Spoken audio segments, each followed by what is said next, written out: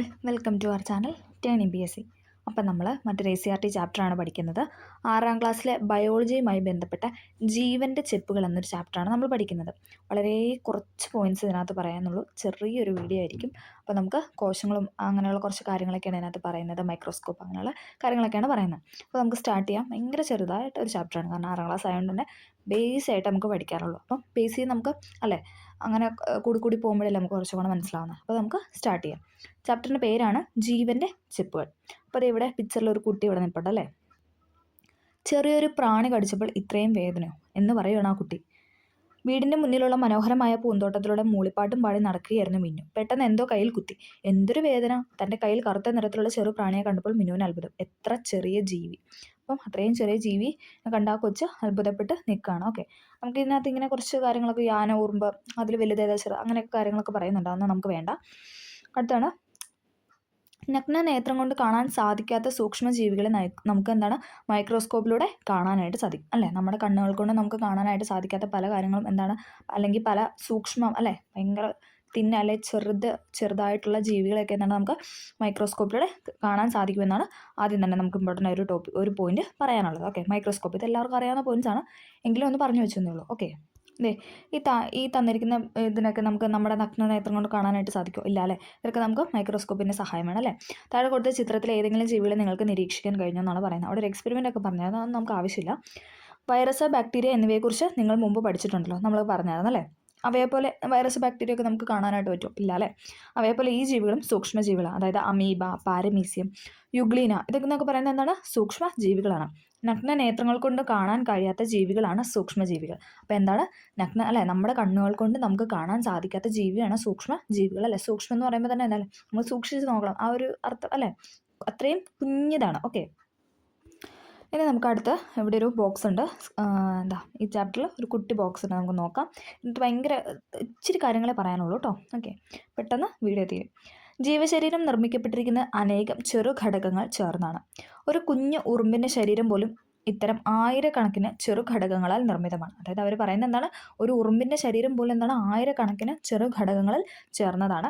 ജീവശരീരം നിർമ്മിക്കപ്പെട്ട ഈ ചെറു ഘടകങ്ങളെ കോശങ്ങൾ അഥവാ സെൽസ് എന്നാണ് പറയുന്നത്. നമുക്കറിയാം അല്ലേ, സെല്ലുകൾ കൊണ്ട് നിർമ്മിതമാണ് അല്ലേ നമ്മുടെ ശരീരം എന്ന് പറയുന്നത്. ജീവനുള്ള ശരീരം നിർമ്മിക്കപ്പെട്ട എന്താണ് ചെറു ഘടകങ്ങളെ പോലുള്ള കോശങ്ങൾ കൊണ്ടാണ്. ഒരു കോശം മാത്രമുള്ള ജീവികളുമുണ്ട്, അതായത് ഏകകോശ ജീവികളുണ്ട്. ഏകം എന്ന് പറഞ്ഞാൽ ഒന്നല്ല. അപ്പം ഒരു കോശം മാത്രമുള്ള ജീവികളെയാണ് നമ്മൾ ഏകകോശ ജീവികൾ എന്ന് പറയുന്നത്. ഏകകോശ ജീവികൾ അതായത് unicellular organisms. Amoeba, paramecium, euglena, bacteria എന്നിവ ഏകകോശ ജീവികളാണ്. PYK ചോദിച്ചിട്ടുണ്ട്. അതുകൊണ്ടാണ് ഈ ചാപ്റ്റർ സെലക്ട് ചെയ്തത്. നമുക്ക് PYK കുറച്ച് ഒരു 1-2 ക്വസ്റ്റ്യൻസ് ഒക്കെ ഉള്ള ബേസ് ആയിട്ടുള്ള ക്വസ്റ്റ്യൻസ് ഉള്ള ഒരു ചാപ്റ്ററാണ്. അമീബ, പാരമീസിയം, യുഗ്ലീന, ബാക്ടീരിയ എന്നിവയൊക്കെ എന്താണ് ഏകകോശ ജീവികളാണ്. അവർക്കൊക്കെ ഒരു കോശമേ ഉള്ളൂ. ശരീരത്തിൽ ഒന്നിലധികം കോശങ്ങളുള്ള ജീവികളാണ് എന്തെന്ന് പറയുന്നത്, ബഹുകോശ ജീവികൾ. അപ്പം നമ്മളൊക്കെ ബഹുകോശ ജീവികളാണ് അല്ലേ. ഓക്കെ, ശരീരത്തിൽ ഒന്നിലധികം കോശങ്ങളുള്ള ജീവികളാണ് ബഹുകോശ ജീവികൾ, അതായത് മൾട്ടി സെല്ലുലാർ ഓർഗാനിസംസ്. ജന്തുക്കളും സസ്യങ്ങളും എല്ലാം ബഹുകോശ ജീവികളാണ്. അതായത് നമ്മളും അല്ലെങ്കിൽ ജന്തുക്കളും അതുപോലെ തന്നെ സസ്യങ്ങളൊക്കെ എന്താണ് ബഹുകോശ ജീവികളാണ്. ഏകകോശ ജീവികൾക്ക് എക്സാമ്പിൾ ആയിരുന്നു ഏതെന്നൊക്കെ amoeba, paramecium, euglena, bacteria. Okay, amoeba, paramecium, euglena, bacteria ഏകകോശ ജീവികൾ. ഇനി സസ്യങ്ങളും ജന്തുക്കളുമാണ് ബഹുകോശ ജീവികൾ. ഓക്കെ, അപ്പോൾ ആ ബോക്സ് ക്ലിയർ ആയി. അടുത്തിവിടെ പറയുന്നതാണ്, മനുഷ്യ ശരീരത്തിൽ പലതരം കോശങ്ങളുണ്ട് അല്ലേ. ഒരേ ടൈപ്പ് ഓഫ് കോശങ്ങളല്ല, പല തരത്തിലുള്ള കോശങ്ങളാണ് നമ്മുടെ ശരീരത്തിലുള്ളത്. പേശികോശം, നാഡീകോശം അല്ലേ, അങ്ങനെ വിവിധ തരത്തിലുള്ള കോശങ്ങൾ നമ്മുടെ മനുഷ്യ ശരീരത്തിലുണ്ടെന്നാണ് പറയുന്നത്. ബഹുകോശ ജീവികളിൽ ഇതുപോലെ വിവിധ തരം കോശങ്ങളുണ്ട്. അതായത് ബഹുകോശ ജീവികൾ നമ്മൾ പറഞ്ഞല്ലേ, ജന്തുക്കളും സസ്യങ്ങളുമാണ് ബഹുകോശ ജീവികൾ എന്ന് പറഞ്ഞു. അവരുടെ ശരീരം എന്താണ്, അവരുടെ ശരീരത്തിൽ എന്താണ് വിവിധ തരം കോശങ്ങൾ ഉണ്ട്. നമുക്കൊന്ന് നോക്കാം. കോശങ്ങളുടെ വൈവിധ്യം നാം മനസ്സിലാക്കിയല്ലോ. എല്ലാ കോശങ്ങളിലും പൊതുവായ ചില ഘടകങ്ങളുണ്ട്. നമുക്ക് നോക്കാം. എല്ലാ കോശം എടുത്താലും ഏതൊരു സെൽസ് എടുത്താലും നമുക്ക് അതിനകത്ത് എന്താണ് ഒരു കോശസ്തരം കാണാം, കോശദ്രവ്യം കാണാം, മർമ്മം കാണാനായിട്ട് സാധിക്കും. അതായത് ജന്തുകോശമാണ് ഇപ്പോൾ ഇവിടെ ഈ പിക്ചറിൽ ഇതുണ്ടോ, ഈ പിക്ചറിൽ ഇവിടെ കൊടുത്തേക്കുന്ന ജന്തുകോശമാണ്. കോശസ്തരമുണ്ട്, കോശദ്രവ്യമുണ്ട്, മർമ്മമുണ്ട്. ജന്തുകോശ ചിത്രം പരിശോധിച്ച് കോശത്തിൻ്റെ ഭാഗങ്ങൾ ശാസ്ത്രപുസ്തകത്തിൽ എഴുതാനാണ് പറയുന്നത്. മർമ്മം, കോശദ്രവ്യം, കോശസ്തരം എന്നിവ ചില പ്രധാന കോശഭാഗങ്ങളാണ്. അതായത് കോശത്തിൻ്റെ ചില ഭാഗങ്ങളാണ് ഇതെന്ന് പറയുന്നത്. മർമ്മം, കോശദ്രവ്യം, കോശസ്തരം എന്ന് പറയുന്നത് എന്തൊക്കെയാണ് കോശഭാഗങ്ങളാണ് ഇതൊക്കെ എന്ന് പറയുന്നത്. മർമ്മം, കോശദ്രവ്യം, കോശസ്തരം. കോശത്തിൻ്റെ കേന്ദ്രമാണ് മർമ്മം. PYK ചോദിച്ചിട്ടുണ്ടേ. കോശത്തിൻ്റെ കേന്ദ്രം എന്നറിയപ്പെടുന്നത് ഇങ്ങനെ ഓപ്ഷൻസ് തരും. കോശദ്രവ്യം, മർമ്മം, കോശസ്തരം എന്നൊക്കെ തരും. മർമ്മമാണ് ന്യൂക്ലിയസ് അല്ലേ. മർമ്മമാണ് ഇതെന്ന് പറഞ്ഞ കോശത്തിൻ്റെ കേന്ദ്ര ഭാഗം. കോശത്തിൻ്റെ ആവരണമാണ് കോശസ്തരം. കോശത്തിൻ്റെ ആവരണം അല്ലേ, നമുക്ക് ഇത് കണ്ടോ ഏറ്റവും ലാസ്റ്റ് അല്ലെ ഈ ലെയറാണ് തന്നിരിക്കുന്നതാണ് എന്ന് പറഞ്ഞാൽ കോശസ്തരം, ആ പുറത്തുള്ള ആവരണം അല്ലേ. കോശസ്തരത്തിനകത്ത് നിറഞ്ഞിരിക്കുന്ന ദ്രവമാണ് അല്ലേ. കോശസ്തരത്തിനകത്ത് ഒരു ദ്രവം ഉണ്ടെങ്കിൽ കോശദ്രവ്യമായിരിക്കും അല്ലേ, അതൊരു അല്ലേ ലിക്വിഡ് ദ്രവ്യമായിരിക്കും. അങ്ങനെ ആ പേര് കണക്ട് ചെയ്യുക. അപ്പം നമ്മളിപ്പോൾ മർമ്മം പഠിച്ചു, കോശദ്രവ്യം പഠിച്ചു, കോശസ്തരം പഠിച്ചു. കോശത്തിൻ്റെ കേന്ദ്രമാണ് മർമ്മം എന്ന് പറയുന്നത്. കോശത്തിൻ്റെ ആവരണമാണ് കോശസ്തരം. ഇനി കോശസ്തരത്തിന് നിറഞ്ഞിരിക്കുന്ന ദ്രവമാണ് ഇതെന്ന് പറഞ്ഞാൽ കോശദ്രവ്യം. ഓക്കെ, ഇനി നമ്മൾ പറയുന്നതാണ് സസ്യ ശരീരം. നമ്മൾ ഇമ്പോർട്ടൻ്റ് ആയ കാര്യങ്ങൾ മാത്രമേ ഉള്ളൂ. 6ാം ക്ലാസ് ആണ്, കുറച്ച് എക്സ്പെരിമെൻ്റ് ഒക്കെ കുട്ടികൾക്ക് മനസ്സിലാവാൻ വേണ്ടിയിട്ടൊക്കെ കൊടുക്കുന്നുണ്ട്. പക്ഷെ നമുക്കതൊന്നും വേണ്ട. നമുക്ക് എപ്പോഴും PYQ ആയിട്ട് ചോദിച്ചിട്ടുള്ള പിന്നെന്താ ആൻസർ റിലേറ്റഡ് ആ ഒരു ക്വസ്റ്റ്യൻസ് മാത്രം നമുക്ക് മതി. നമ്മൾ അടുത്ത് പറയുന്നതാണ് സസ്യ ശരീരം. ഓക്കെ, ഇവിടെ ഉള്ളിത്തൊലി വെച്ചിട്ട് ഒരു എക്സ്പെരിമെൻ്റ് ഒക്കെ ചെയ്യാൻ പറയുന്നുണ്ട്. നമുക്കൊന്നും വേണ്ട. ഇവിടെ ഡിഫറൻസിയേഷൻ കൊടുത്തിട്ടുണ്ട്. അതായത് ജന്തുകോശവും കൊടുത്തിട്ടുണ്ട്, അതുപോലെ സസ്യകോശവും കൊടുത്തിട്ടുണ്ട്.